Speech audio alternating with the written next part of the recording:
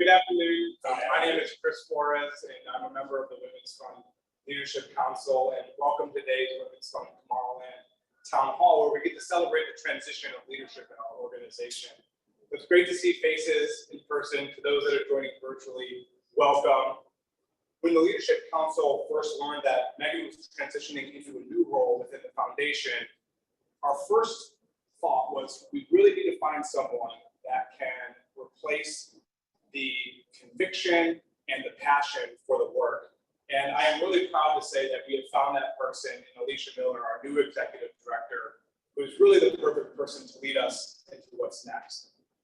And what I, along with the Leadership Council, have witnessed thus far is really a healthy transition of leadership, acknowledging what we've accomplished, but also a shared commitment for what the future of the Women's Fund can be. So I think you'll see that today. And so it's with my pleasure, on behalf of the Leadership Council, to announce the incoming and outgoing executive directors. So please join me in celebrating Alicia Miller and Meghan Cummings.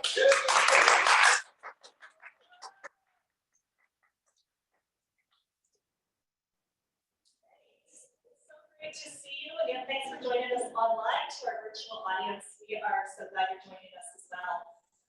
We were really looking forward to today because we just wanted to have a conversation with those closest to the Women's Fund about what we see as our next chapter, and really a chance for everyone to get to know Alicia. I'll just say a few words in getting started. As Chris said, the Leadership Council took this charge really seriously to find the next leader of the Women's Fund. This is an organization that means so much to so many people and to our community, and to our founder, Les. And really, we have to get this right. And so as we put the job posting out there, we got a ton of great qualified candidates. But at each stage, there was one candidate that really just rose to the top.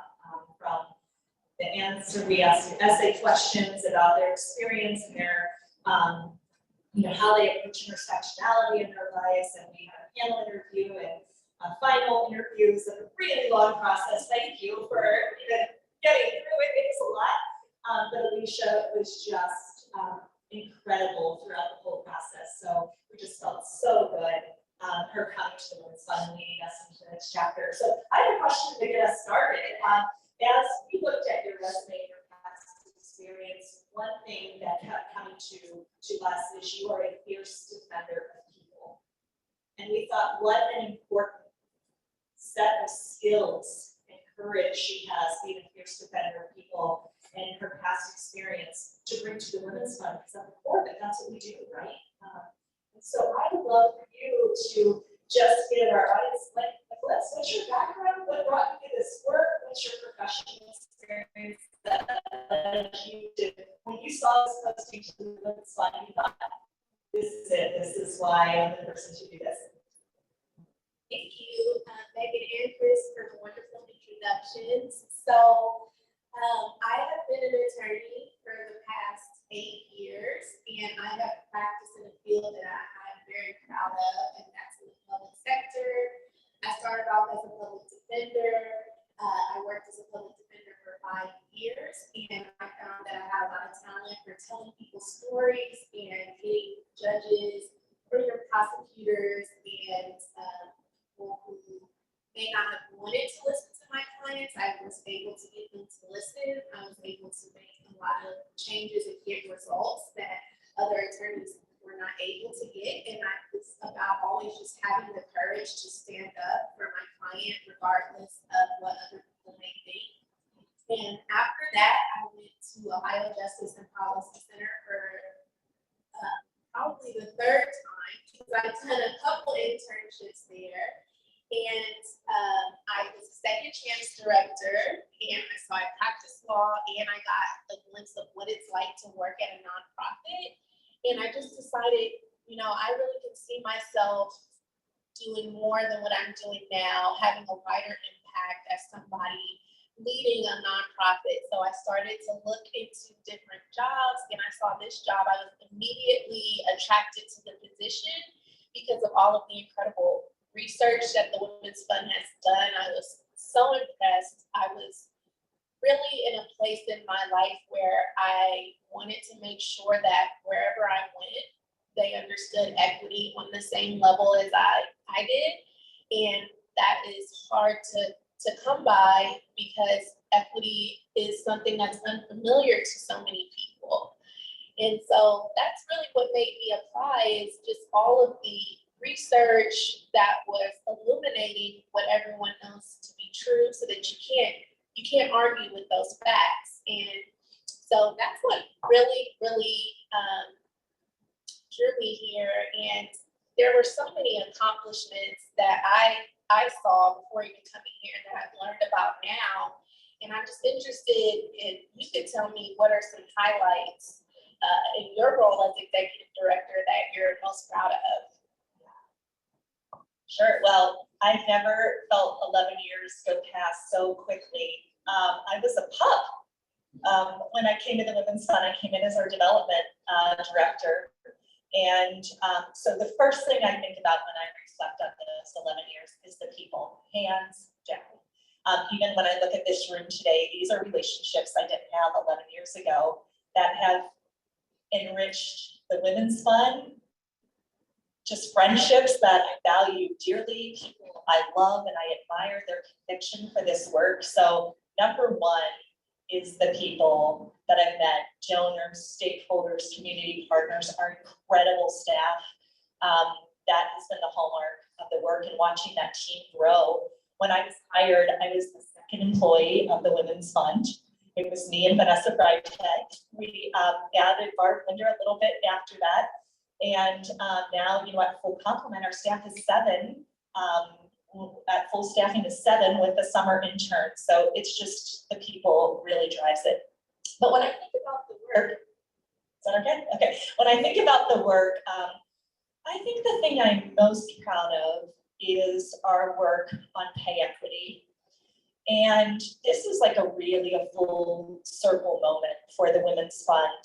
We had done a lot of work, research on pay equity in Greater Cincinnati, and what that meant, how women were earning compared to men, how women of color were being paid compared to white women. So there was just a lot of disparities we uncovered in this study. And then with all of our research, we talk about how to make it actionable. What are the recommendations? Like, we don't want to be an academic research institution. We want to be an action research institution, right? We want to move people to action from the influence of our research. So when we compiled all these policy recommendations from this research, one of the ones that just kept coming up in every arena was the salary history question. When you are asked what your current salary is, it provides an anchor to that employer about what you're worth. And it has nothing to do with what you're worth. So, all of the folks here that I'm looking at have hired people in their past, right? You know what your range is.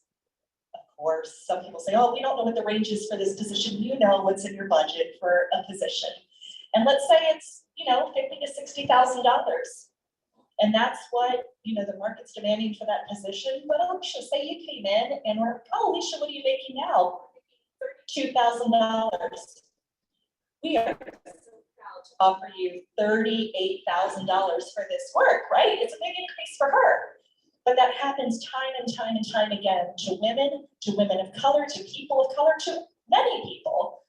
And so by eliminating that question, it helps even the playing field. It helps people who have been historically underpaid shed that pay inequity so they can move forward on fair footing.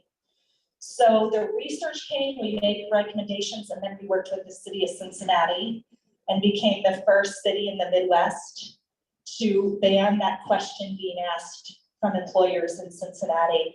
And I have to say, when we talk about policy wins, like, that's a big win.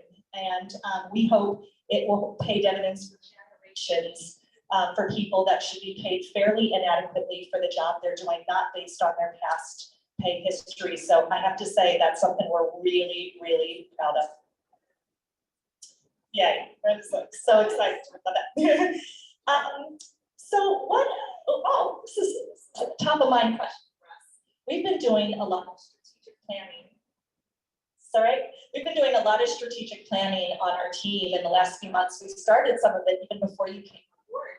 But as we continue that work, what are you most excited about? Give everyone like a glimpse of where what your vision is for our work over the next 5 years. So I'm really, really excited about growing the team. And first of all, I have to build a team because we do have some openings. So I'm really excited about building that team, but also before I knew that we were going to be building a team, I was looking at growing the development, making a development department, having a comms department instead of leaning on one person to do the work of several. And I am most interested in this because I really think it's going to increase our revenue and allow us to make such a larger impact once we do that. So that is what's most important to me, is just really growing the team so that we can do the things that Meghan has led the Women's Fund to do on such a larger scale. And I'm also really excited about what might be our next research project. I have so much respect for the research, and the research, especially the 3-phase report on the economic mobility of Black women in the region. I think it's one of a kind, and I think it's really some of the most important research that I've seen since coming back to Cincinnati. And I am just excited to actually come up with projects that are similar and have the similar impact and have the similar effect. And that is something that I think about all the time, because I think about being a public defender, and I think about being a director, but being a staff attorney at the same time. And I think about all of the people who didn't believe my clients, all of the people who did not believe what I had to say, and do not understand what self-sufficiency really looks like because they've never had to struggle with that. And I think about how the Women's Fund has provided research that is spot on. So these are the issues that Black women face with self-sufficiency. This is how we fix it. And this is why this is the most important movement of our generation right now. So that's what I'm really excited about. So I'm also really excited, Meghan, to work with you. I have to tell you, everyone is always like, you know, Meghan's your biggest cheerleader, Meghan's your biggest cheerleader. And I'm like, trust me, I know.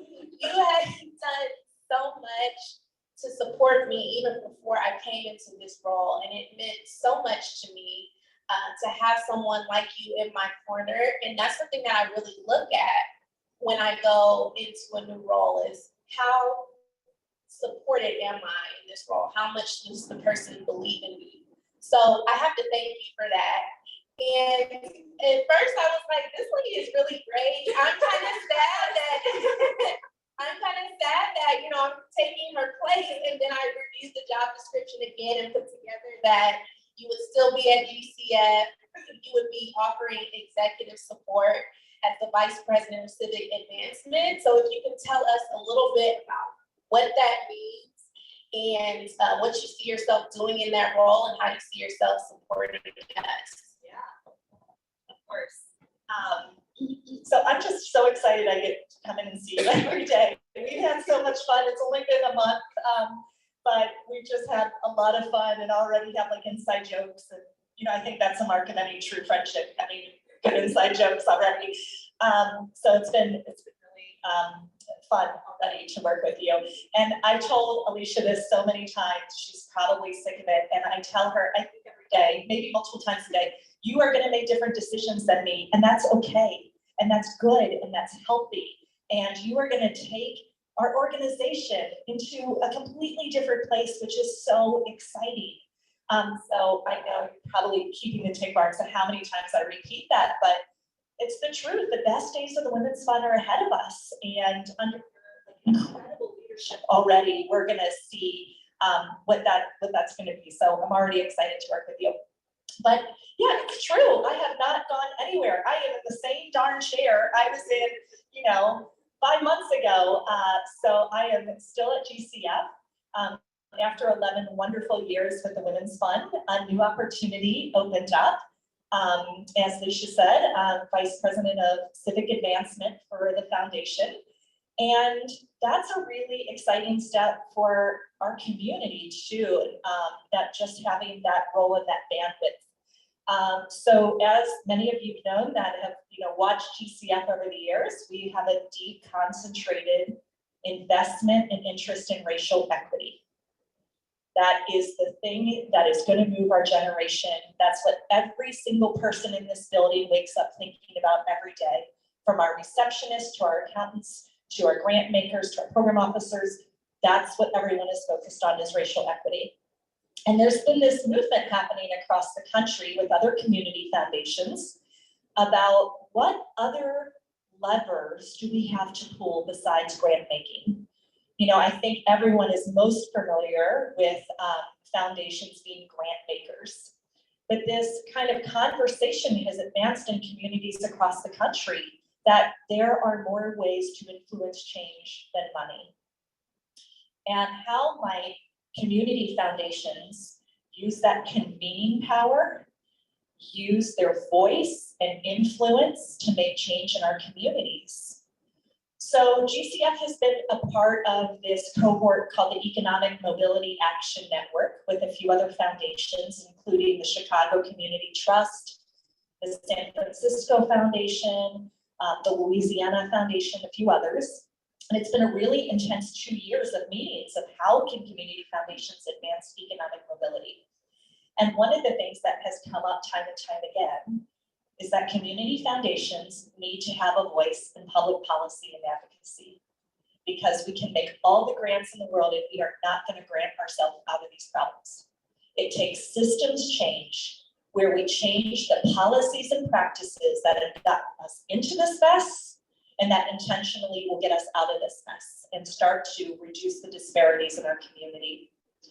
So the foundation started to think about what might this look like for GCF to move into this area of public policy, which of course the Women's Fund has been involved in for quite a long time, but not the other side, the actual foundation side.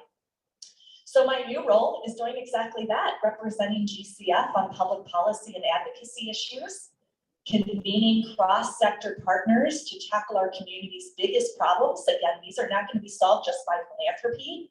We need government at the table. We need corporations at the table. We need philanthropy at the table. But how do we have now the bandwidth to really get the right partners in the room to solve some of these big, complex community issues? So I get to work on those issues every day in this new role, wade into some public policy and advocacy. Public policy is my love language. Holly's with me on this one. We could nerd out about it all day. And that's really, really exciting that the foundation is taking this new work on. This is a new position. So I'm just like pinching myself that my next step was able to be here at the foundation, a place I have loved for so many years, and get to continue with in work that is just deeply, deeply meaningful to me. So that's a little bit about the new role and the path for GCF. And as Alicia mentioned, I get to be the executive sponsor for the Women's Fund. And that doesn't mean micromanage the Women's Fund. That means remove any barrier that I can help with and support the team in any way possible. So we're just like, it's great, the family grows, right? So that's where we are. So a little bit like outside of your new position at the Women's Fund, how do you work on these equity issues, in your life outside of your professional life? So to be totally honest, Megan, I always thought to myself, I do quite enough just by working in the public sector. And I have to say that working with the Women's Fund and working with the Leadership Council and the volunteers here has shown me that that is not true. That just simply working on your day-to-day, there's always something more that I can do. And I want to really challenge myself, and I plan to anyway, but I want to challenge myself to do more. And I think what I want to do is continue, I still have a passion for increasing access to legal services for people who, there are so many people who are in desperate need of an attorney and will never get one. And so I want to either work on DEI initiatives for law students or working as a pro bono attorney when I have the time, because I'm really so inspired by the fact that the Women's Fund is so successful a lot of times because of the volunteer committees. And I really want to lean into those opportunities to do even more. But I found that what I definitely have to do in order to do that is to take care of myself mentally and make sure that I am in a good space to do the type of heavy work that I have been doing. I think a lot of times it's easy to kind of disengage, and a lot of times it's needed to disengage from the work a little bit when you're going through loss after loss and disappointment after disappointment. But what I've learned is that if I can, part of the reason why I was a successful attorney and why I hope to be successful in this role is my ability to take in that additional knowledge and share that with people. And if I'm not in the mental space to do that, then I'm not serving in the way I intended. So there were definitely some years where I felt like I have to take a step back from the media, I have to take a step back from research and whatever is going on. But I've learned how to balance that and really challenge myself to do even more. And part of that is just being here and seeing all of the donors who are so involved with so many different organizations, our leadership council, and our volunteers. Thank you. So I also wanted to ask you what brought you to this type of work? Well, so I started in nonprofits right after college. I thought I would go to law school. I thought that was kind of my dream, my calling. So we could have ended up in school together. I think I would have been a couple of years ahead of you, but it's cool. But I saw my sister, many of you know her, she's at Ronald McDonald House, Jennifer Loeb. And I saw she was already like working in nonprofits when I graduated from college. And I saw what she did for a living, just rallying people around a cause, around a shared meeting, using her words and actions to move a cause along. And I thought, what a great career that is. So I had my first job as a development assistant at the Alzheimer's Association.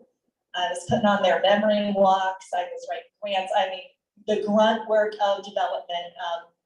I was in that space. I see Adrienne laughing. She had a job like that before too. You do a little bit of everything and you learn a lot. And then, I just came up through fundraising and development, but always that program, and service delivery, which is great. That's really needed. Programs are needed in our communities.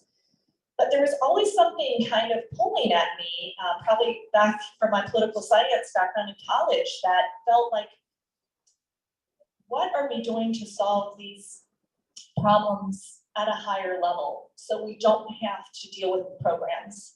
So we don't have the need, so we don't have the need to have all these programs. And so I just really felt this calling, like, what is the systems level intervention for this?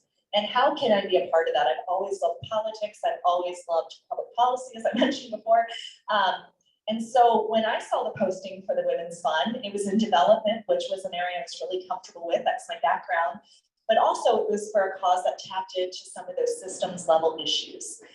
And that just really spoke to me that we need both. We need really effective programs, and we need to be working on the long-term solutions so we can fix things. And that was really calling for me.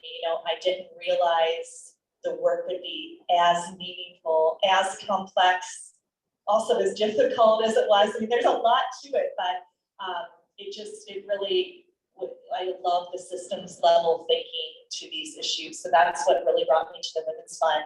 And then just waking up every day and having the privilege to work on gender and racial equity, which I think is just the most important thing. I really care about those issues, and if I can play a small role in that, and I get the privilege to do that professionally, that's amazing.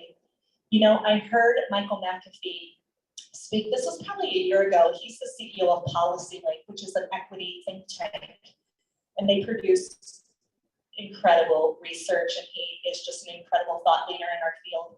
And there was a call with, many people working on the equity work around the country, and he was speaking on this call, and he said, we're all feeling burned down, aren't we? And everyone on the call is, shaking their heads, and he goes, it's a lot. It was during the pandemic, it was after the murder of George Floyd, and everyone was just feeling it. And he said, you see everyone organizing out in the streets, yep.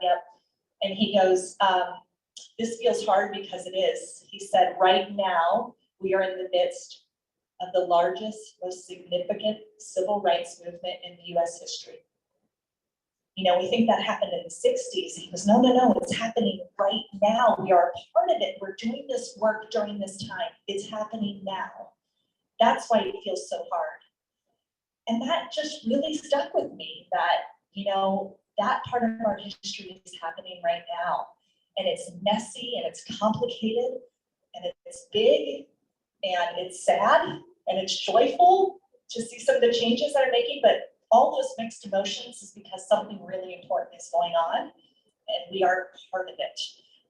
So I always reflect on our work that it's important that we get up and do this work every day because we're a part of something much bigger that's going on in our country. I have a question for you. Oh, this is right on topic what we were saying. What's the challenges and trends in the movement for gender equity right now? Can you think of it? Going on, that would be a challenge or trend.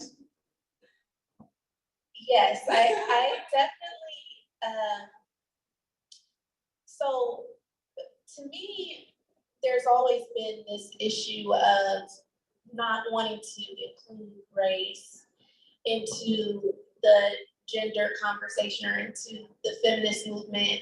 And it is a really important part of the feminist movement. Without that, there are significant gaps. And so to me, that's always what's most important, or how are the women who are most marginalized seeing how it feels to be American, and how can we help them? Because by doing that, we help everyone.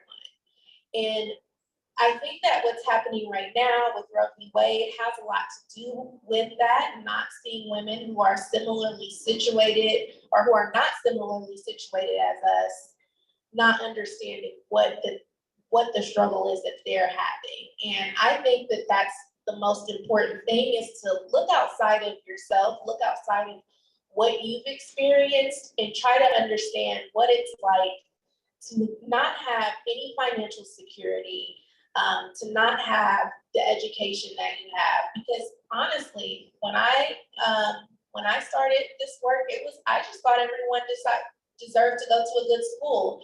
And it sounds really basic, but that was what I went to, a pretty good school, and I felt like, why doesn't everyone have access to the same resources? And I think it's stepping outside of myself to help find what I want to do with my career. But I think in general, the ways that we are different from each other, we have to do a better job of trying to understand one another, to really, move our gender forward. And what do you think? Yeah. Well, there's a lot we could talk about on this, and I see a lot of progress too. It feels like a very challenging environment. Maybe one step forward, a couple steps back. But I do think that huge strides have been made over the past 2 decades in our country about certain things.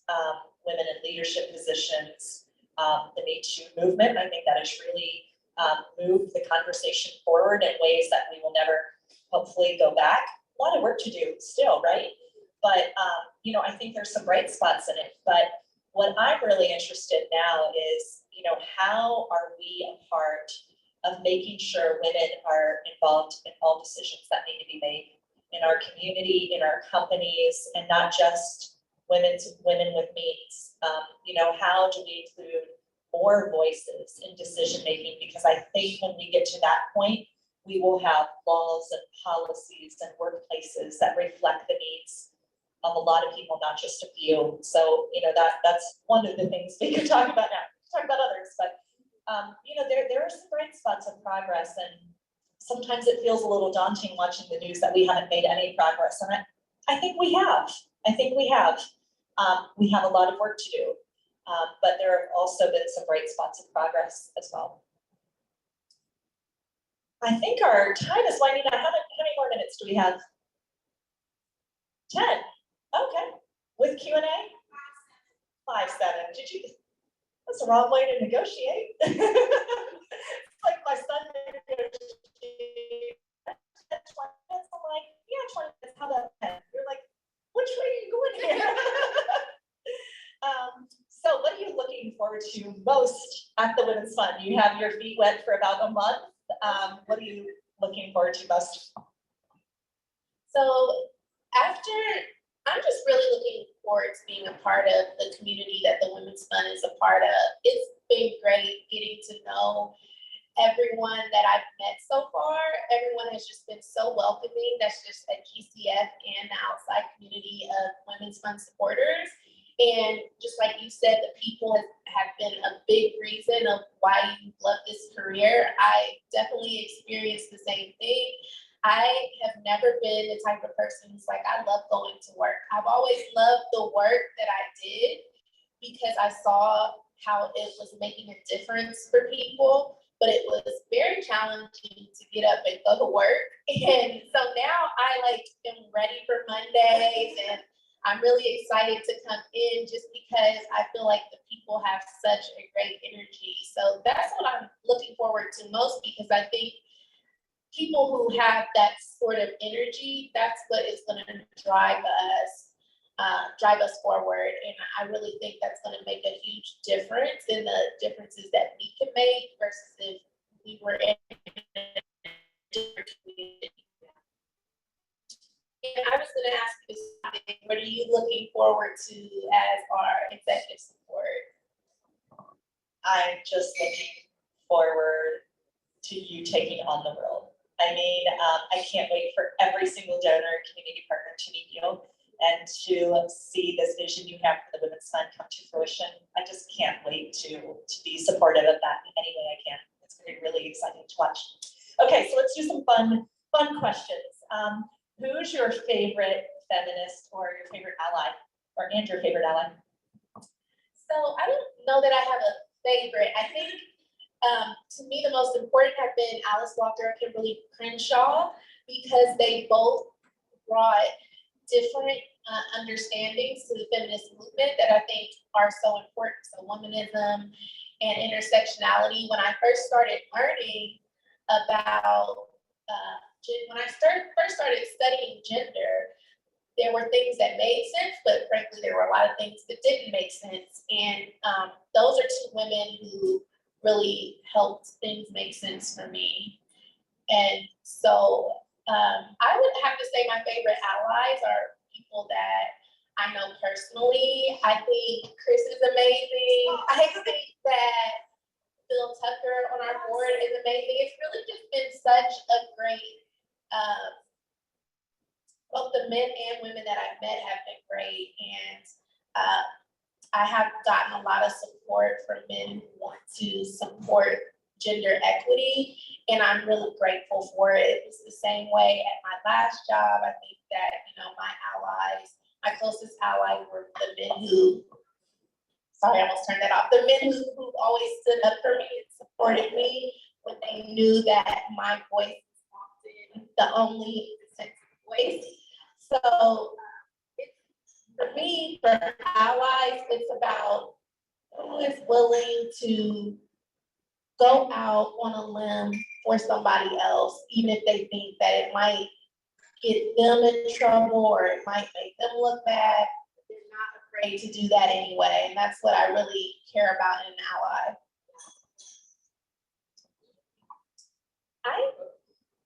Yeah, what quote is resonating with you right now?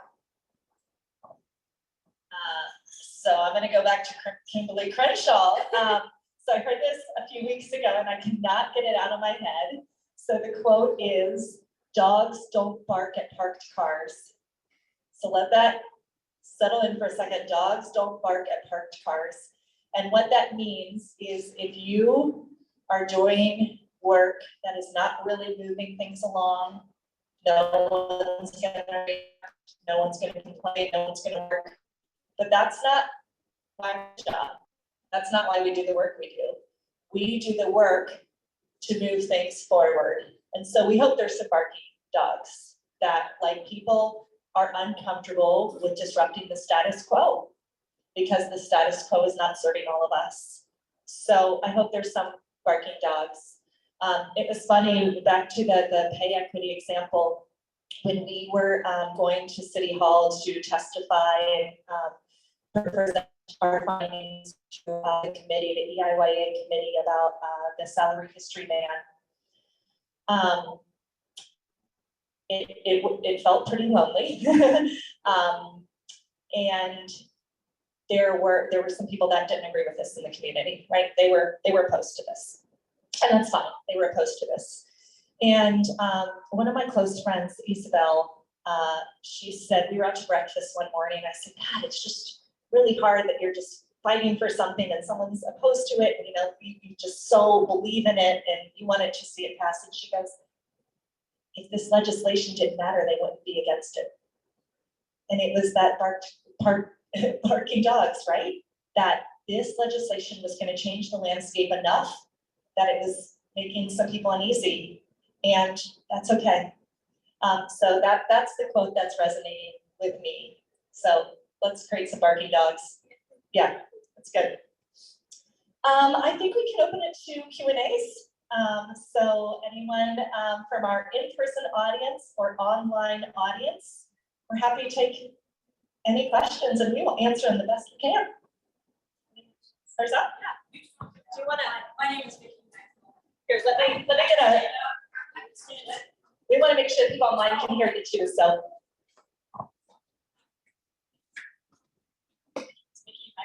Congratulations. Thank you. And I was listening to you talk about how when you were in your role and how you progressed your education, that there were people there to support you. So I think in terms of looking at what the Women's Fund does and the women that you support, I think one of the issues is that many women find, especially those who are underserved, there are not women to help them to gain that confidence so that they can be supported to think about doing what you have done. Can you talk a little bit about what you may do in your role in order to help them?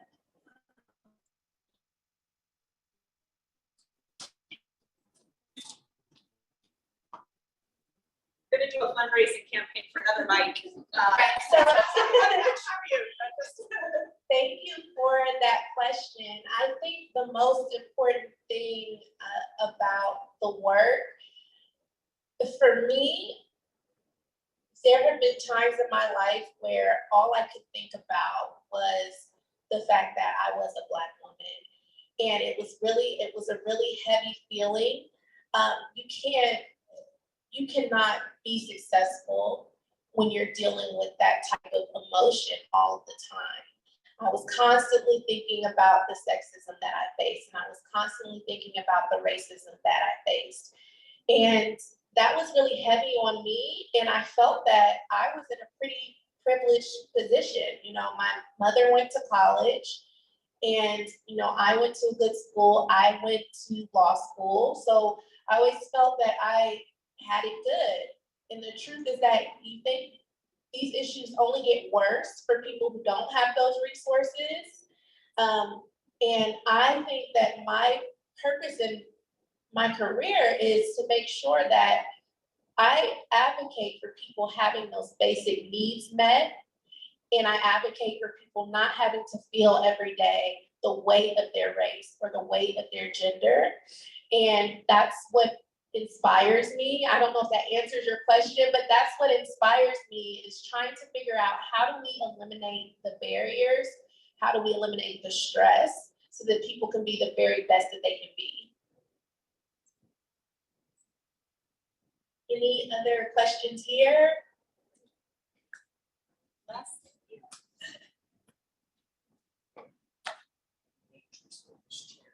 I know, I'm sorry.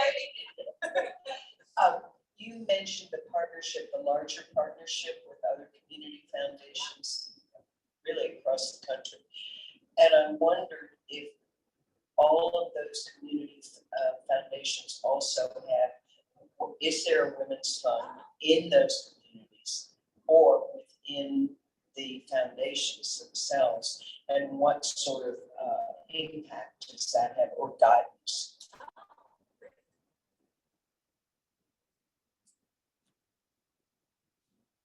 Great question.